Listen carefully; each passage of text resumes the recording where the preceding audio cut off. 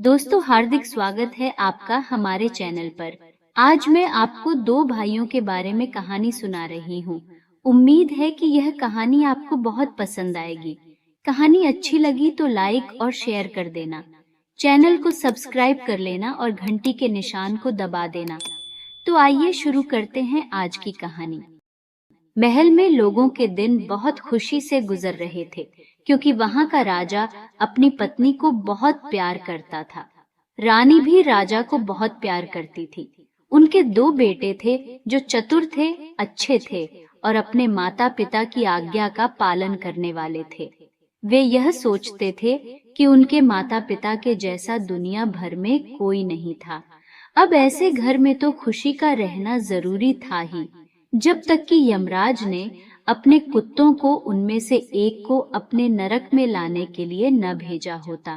रोज सुबह राजा को थोड़ी देर के लिए अपनी पत्नी के साथ महल के एक बरामदे में बैठने की आदत थी। अपने इस शांत समय में वे दोनों चिड़ियों के एक जोड़े को अपने बच्चों के लिए खाना ले जाते देखते रहते। एक दिन उन्होंने देखा कि एक नई चिड़िया कुछ और चिड़ियों के साथ अपनी चोंच में कुछ कांटे दबाए उस घोंसले की तरफ उड़ी जा रही है। राजा को यह जानने की बड़ी उत्सुकता हुई कि वहां क्या हुआ था। सो उसने अपने एक नौकर से कहा कि वह उस पेड़ पर चढ़े और पता करे कि वहां क्या हुआ। वहां जाकर नौकर को पता लगा कि उस घोंसले के चिड़े की पत्नी मर गई थी और उसने दूसरी शादी कर ली थी। अब नई चिड़िया जो घर में आई थी, वह अपने सौतेले बच्चों का कोई काम नहीं करना चाहती थी। उसने सोचा कि अगर वह उनके खाने के लिए बाहर से कांटे ले आएगी तो वह मर जाएंगे और वह उनकी सेवा करने से बच जाएगी। उसने ऐसा ही किया और वे कांटे खाकर वे बच्चे मर गए। वे सब अपनी माँ की लाश के ऊपर पड़े हुए थे। जब राजा और रानी ने यह सुना तो वे बहुत दुखी हुए। राजा बोला, क्या हमारे और चिड़ियों के साथ ऐसे ही होता है? रानी बोली, हाँ, होता तो ऐसा ही है, पर हमारे साथ ऐसा नहीं होना चाहिए। प्रिय, मुझसे वायदा करो कि अगर मैं तुमसे पहले चली जाऊं तो तुम फिर कभी दोबारा शादी नहीं करोगे। राजा बोला, प्रिय, अपना हाथ दो। मैं तुम्हारा हाथ पकड़कर कसम खाता हूँ कि तुम जिंदा रहो या मर गई हो, मैं कभी दूसरी शादी नहीं करूँगा, ताकि कहीं ऐसा न हो कि हमारे दोनों बच्चों को भी इसी तरह का कुछ सहना पड़े जैसा इन चिड़ियों के बच्चों को सहना पड़ा है। कहकर राजा ने रानी को ढांढस बंधाया। रानी भी यह सब सुनकर शांत हुई और राजा को पहले से भी ज्यादा प्यार करने लगी।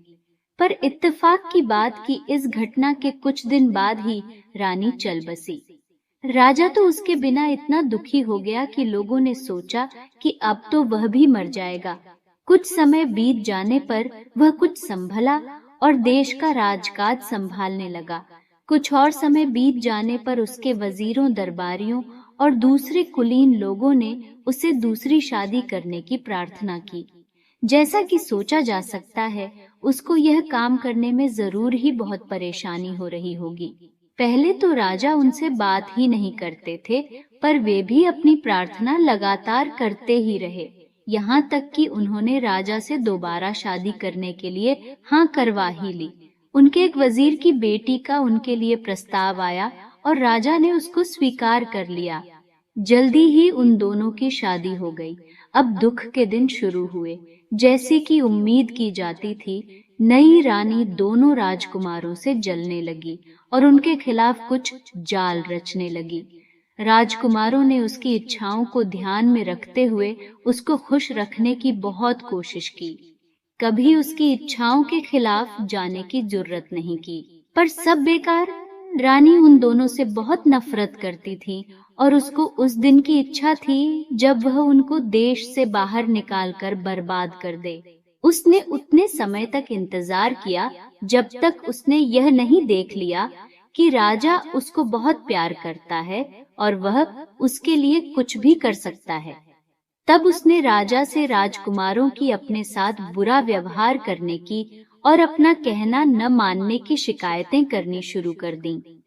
इसके अलावा उसने उससे यह भी कहा कि अगर राजा उसको इतना प्यार न करता तो वह उनका ऐसा व्यवहार बिल्कुल नहीं सह सकती थी। राजा को यह सुनकर बहुत गुस्सा आया।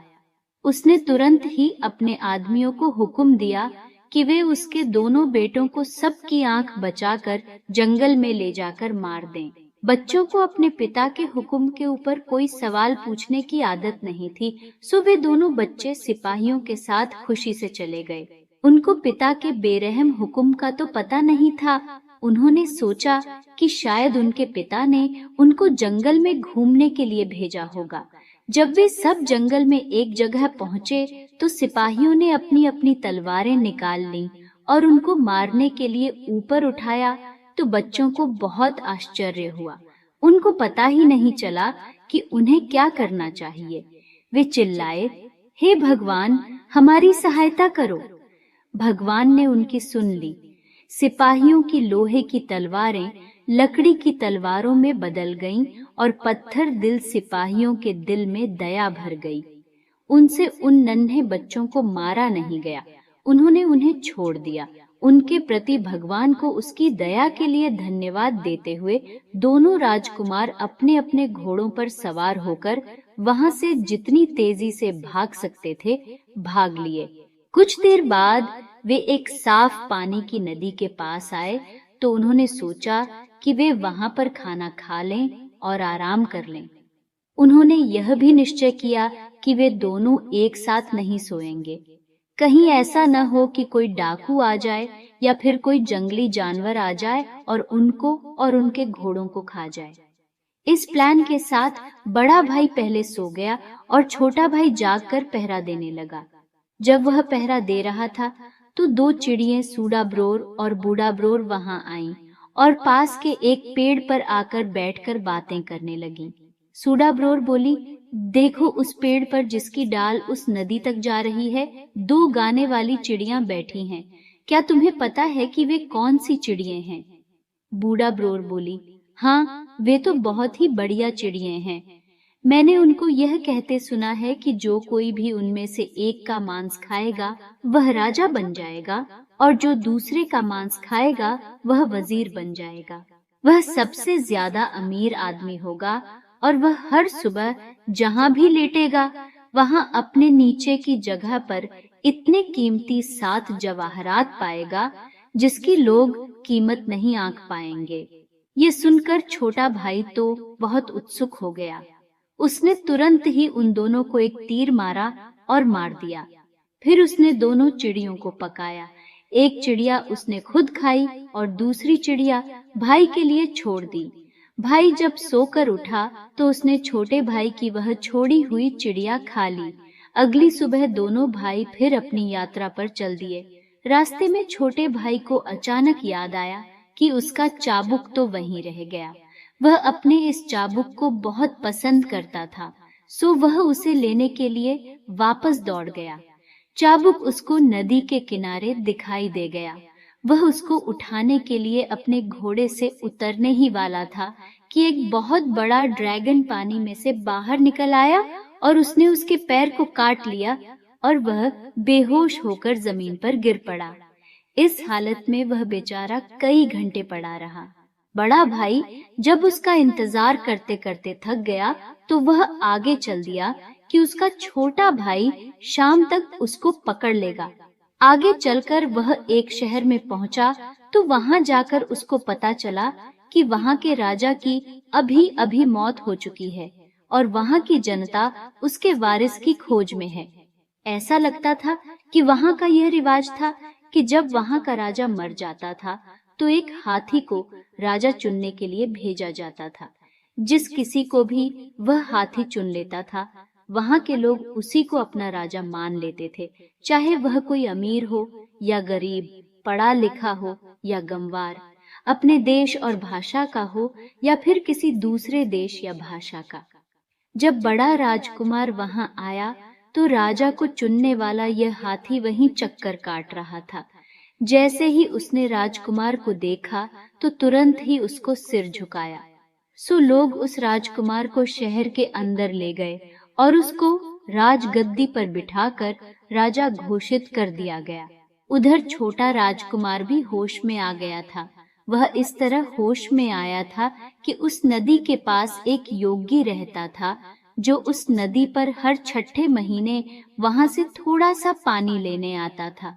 जिस दिन राजकुमार को वहां ड्रैगन ने काटा था, वह दिन उसके वहां से पानी लेने का दिन था। सो जब वह वहां आया तो उसने वहां उस नौजवान के बेहोश शरीर को देखा। उसको उस पर दया आ गई। वह समझ गया कि ड्रैगन ने ही यह सब किया है। सो उसने जादू के कुछ शब्द पढ़े, जिन्होंने नदी का पानी सुखा दिया और ड्रैगन नदी में से बाहर निकल आया। ड्रैगन ने बाहर निकलकर पूछा, तुमने ये नदी खाली क्यों की? योगी ने जवाब दिया, क्योंकि तुमने इस नौजवान को काटा। तुमने ऐसा क्यों किया? ड्रैगन बोला, ओ योगी, दो चिड़ियां थीं जो अक्सर यहाँ आया करती थीं और अपने गीतों से यहाँ की हवा को भर दिया करती थीं। इस राजकुमार ने उनको मार दिया, इसलिए मैंने इसको काट लिया। योगी बोला, यह तुमने अच्छा नहीं किया। सुनो, अब तुम अपना जहर इसके पैर से निकाल लो ताकि यह जिंदा हो सके, वरना तुम मर जाओगे। ड्रैगन बोला, मुझे माफ करें, जैसा आपने कहा है मैं वैसा ही करता हूँ। इस तरह राजकुमार फिर से जिंदा हो गया। उसने योगी को धन्यवाद दिया और आगे चल दिया, पर बदकिस्मती से उसने वह सड़क नहीं ली जिस पर उसका भाई गया था। वह दूसरी सड़क पर चला गया। उस सड़क पर चलते चलते वह एक गांव में आ पहुंचा, जहां कई भयानक डाकू रहते थे। इत्तेफाक से उनमें से उसने एक डाकू के घर का दरवाजा खटखटाया और उससे रहने की जगह मांगी, तो उसने उसको तुरंत ही अपने घर में ठहरा लिया। उन्होंने उसका बड़े जोर शोर से स्वागत किया और अच्छी सी रहने की जगह दी। पर अफसोस, जब वह सोने के लिए लेटा तो वह और उसका पलंग दोनों फर्श में से होकर नीचे एक बहुत ही भयानक तहखाने में गिर पड़े। वह बेचारा तो वहां मर ही गया होता, अगर उन डाकुओं की एक लड़की ने उसको वहां देख न लिया होता और वह उससे प्यार न करने लगी होती तो। वह तो उस घर को अच्छी तरह जानती थी। यह भांपते हुए कि अजनबी को इस कब्र में पसीना आ गया होगा, जैसा कि डाकू लोग उस जगह को कहते थे, वह छिपे रूप से उसके पास गई और उसके लिए खाना ले गई। इस खाने के बदले में राजकुमार ने उसको 7 जवाहरात दिए। वह लड़की रोज सुबह खाना लाती रही और राजकुमार उसको रोज 7 जवाहरात देता रहा। जैसे जैसे वह राजकुमार से मिलती रही, उसके लिए उसकी मोहब्बत बढ़ती ही चली गई और वह खुद क्योंकि बहुत सुंदर और अक्लमंद थी, तो राजकुमार भी उसकी तरफ आकर्षित हो गया। उसने उससे जल्दी ही शादी करने का वायदा किया। आखिर वे वहां से आजाद हो गए और वहां से जल्दी एक तेज घोड़े पर सवार होकर समुद्र की तरफ भाग गए, जहां वे एक जहाज पकड़कर वहां से निकल लिए, जो तभी किनारा छोड़ने वाला था। दूसरी सवारियों के साथ उस जहाज पर एक सौदागर भी था। उसको वह लड़की इतनी अच्छी लगी कि वह राजकुमार को मारकर उससे खुद शादी कर लेना चाहता था। इस प्लान के अनुसार एक दिन जब वह और राजकुमार नाड़खेल खेल रहे थे, सौदागर ने राजकुमार को समुद्र में धक्का दे दिया। खुशकिस्मती से उसकी पत्नी वहीं जहाज के एक हिस्से में खड़ी हुई थी। उसने देखा कि उसके पति का शरीर ऊपर से नीचे आ रहा है, तो उसने तुरंत ही अपने हाथ बढ़ा दिए और उसको बचा लिया। जब यह बात कि राजकुमार जहाज से गिर गया था सारे जहाज में फैली, तो यह सब जानकर जहाज पर काम करने वाले और उसमें यात्रा करने वाले दोनों ही बहुत दुखी हुए। राजकुमार ने अपनी पत्नी को मना कर दिया था कि जब तक वे अपनी जगह पर नहीं पहुंच जाते, इस मामले की खोज नहीं करनी है। इस तरह वह वहां छिपे छिपे रहता रहा। सौदागर इस मामले में राजकुमार की अपनी पत्नी के बाद अपने आप को सबसे ज्यादा दुखी दिखा रहा था। खैर, फिर वह सौदागर जल्दी ही ठीक हो गया और उसने राजकुमार की पत्नी की तरफ ध्यान देना शुरू कर दिया और उससे अपने साथ शादी करने के लिए कहा। लड़की ने शादी 6 महीने के लिए यह कहते हुए टाल दी कि अगर 6 महीने तक उसके पति का कुछ पता नहीं चला तो वह उसके साथ शादी कर लेगी। कुछ महीने में ही जहाज अपनी जगह पहुंच गया। वहां पहुंचकर राजकुमार ने अपने आप को प्रकट किया और सौदागर पर इल्जाम लगाया कि उसने उसको डुबोने की कोशिश की। इस बीच सौदागर को जेल में डाल दिया गया। अब तक उसके मुकदमे की सुनवाई होती है।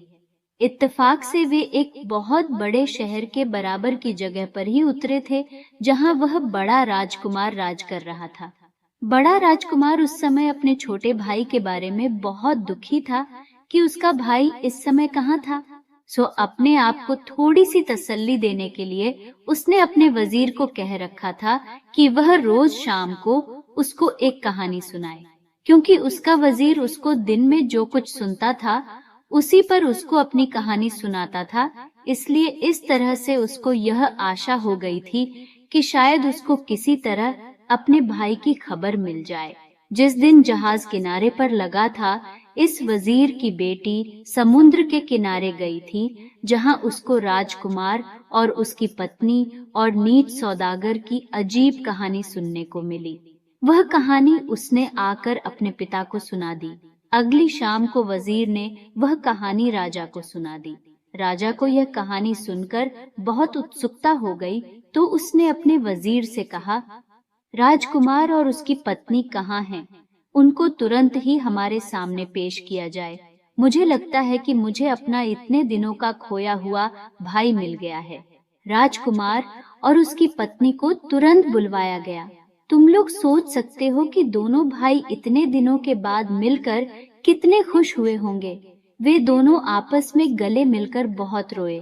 छोटे राजकुमार को उस देश का वजीर बना दिया गया और सौदागर को फांसी लगा दी गई। कुछ साल बाद उनके पिता के कुछ दूत उस देश में आए और उन्होंने बताया कि राजा उन लोगों को देखना चाहता था। जब उसको अपनी नीच पत्नी की नीच हरकत का पता चला, तो उसने उसको मार दिया। यह सुनकर दोनों भाई अपने पिता से मिलने तुरंत ही चल दिए। वे लोग वहां सुरक्षित पहुंच गए और जाकर अपने पिता से मिले। अब दोनों आपस में मिलकर बैठे। कुछ समय बाद ही राजा मर गया। बड़ा राजकुमार उसके वारिस की हैसियत से उस देश का राजा बन गया और छोटा राजकुमार उस देश का राजा बन गया जहां उसका बड़ा भाई राज कर रहा था। दोनों राजकुमार बहुत फले फूले और अपनी होशियारी, न्याय और दया के लिए मशहूर हुए। तो यह थी आज की कहानी। आपको कैसी लगी मुझे कमेंट करके जरूर बताना। आपका बहुत बहुत धन्यवाद।